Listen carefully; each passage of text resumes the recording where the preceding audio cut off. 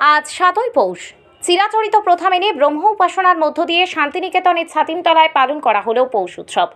প্রথম গৌড় প্রাঙ্গণে ভোর ৫:৩০টায় বৈতালিক হয়, পরে সকাল ৬টায় শান্তিনিকেতন গৃহে সানাই বাজানো হয়, তারপর সকাল ৭:৩০-এ ছাতিমতলায় উপাসনা হয়। উপস্থিত ছিলেন বিশ্বভারতীর ভারপ্রাপ্ত উপাচার্য সঞ্জয় মল্লিক সহ বিশ্বভারতীর প্রাক্তনী থেকে শুরু করে পড়ুয়া, অধ্যাপক অধ্যাপিকারা। সঙ্গে ছিলেন জেলা পরিষদের সভাধিপতি কাজল শেখ সহ অন্যান্যরা। পাশাপাশি সন্ধ্যা ৬টায় উদয়নবাড়ি ও ছাতিমতলায় আলোকসজ্জার আয়োজন করা হয়েছে।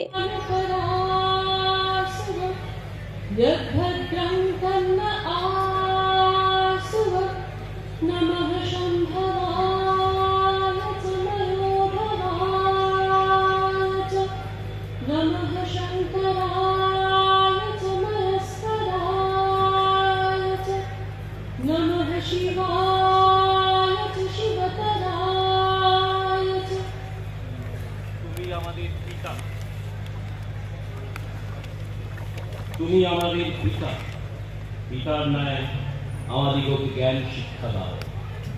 তোমাকে নমস্কার। আমাকে মোহপাপ হইতে রক্ষা করো, আমাকে পরিত্যাগ করিও না, আমাকে বিনাশ করিও না। হে দেব, হে পিতা, পাপ সকল মার্জনা করো, যাহা কল্যাণ তাহা আমাদের মধ্যে প্রেরণ করো। আজকে দীর্ঘ ৩ বছর পরে আমাদের ছাতিমতলায় এই পৌষোৎসব হচ্ছে, তো স্বাভাবিকভাবেই বিশ্বভারতীর ছাত্রী হিসেবে, আমি সঙ্গীত ভবনের ছাত্রী, তো বিশ্বভারতীর ছাত্রী হিসেবে প্রচণ্ড পরিমাণেই আনন্দিত। সকাল থেকে কিভাবে আজকে দিনটাকে পালন করছো? সকাল থেকে বৈতালিক হয়েছে, আমাদের বৈতালিকে অংশগ্রহণ সবাই করেছে। তারপর যারা ঘুরতে আসছেন আজকে, তারা যেমন 7:30 থেকে যে আমাদের অনুষ্ঠান হয়, এখানে অনুষ্ঠানেও অংশগ্রহণ করেছেন সবাই। এর আগেও কি দেখেছো এই অনুষ্ঠান নাকি এবার প্রথমবার?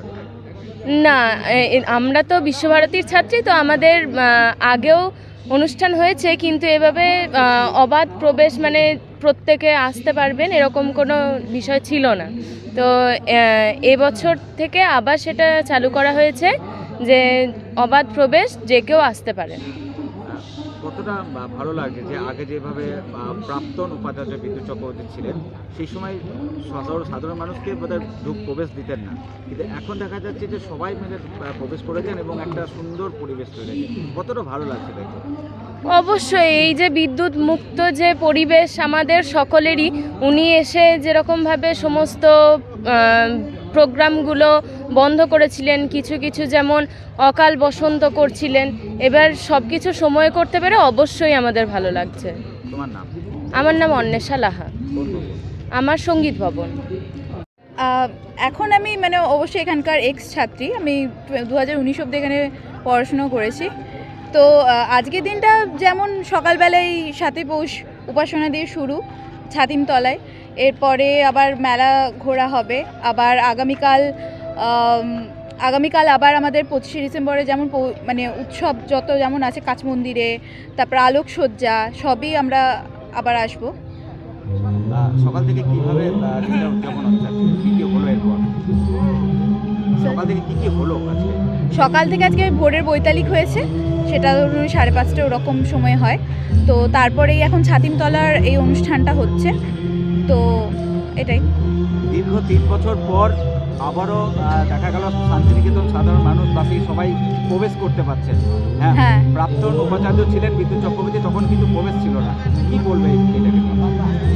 প্রবেশ ছিল না সেটা আমার পক্ষে বলা একটু কঠিনই বলবো, বিকজ আমি যেহেতু উনি যখন ছিলেন সেই সময়টা আমি এখানে স্টুডেন্ট ছিলাম না, তো আমি এটা অতটা ফেস করিনি। আর আমরা যেহেতু এক্স স্টুডেন্ট হিসেবে বলুন বা আমাদের বন্ধুবান্ধবের সময় আমরা প্রবেশ করতে পেরেছি মোটামুটি আশ্রমে। তো বাইরের ট্যুরিস্টের কতটা কি এটা আমার পক্ষে বলা অতটা মুশকিল। তবে পৌষ মেলা এবছর আবার পুরোপল্লী মাঠে হয়ে খুবই ভালো লাগছে, বন্ধ ছিল মাঝে বেশ কিছুদিন। তোমার নাম? আমার নাম মধুরিমা।